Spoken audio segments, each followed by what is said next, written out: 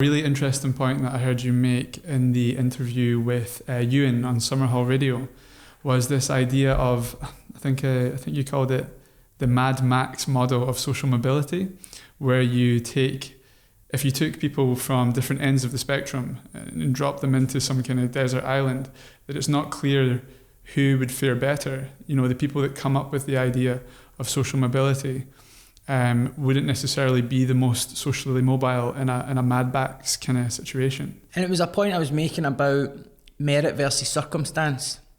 So the idea of merit's not that dangerous when we're talking about this kind of level of society, where we understand it's a mixture between the environments we're born into and our ability to navigate them successfully, educate ourselves, show competence, make good choices, and have support when we make inevitable mistakes.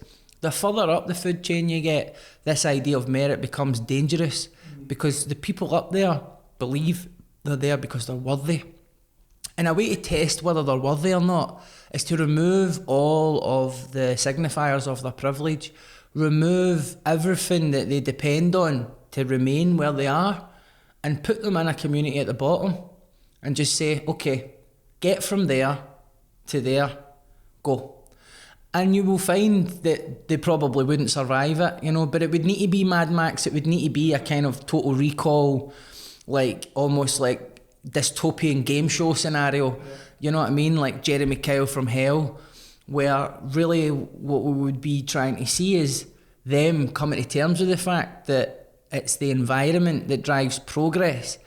Nations rise and fall based on their proximity to other countries, based on their geographical location, and where other countries happen to be economically and militarily at a certain place in history.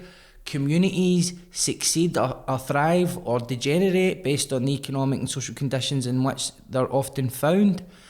And it's the same for people. I mean, even this planet, it only formed and became a place that was able to nurture life because of the distance it was from the sun, which allowed liquid water to form.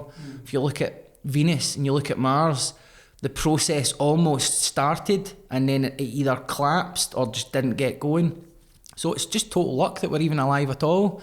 So the idea that Boris Johnson is in spitting distance of Downing Street because of his own competence is quite ludicrous when you really think about it on that broader scale.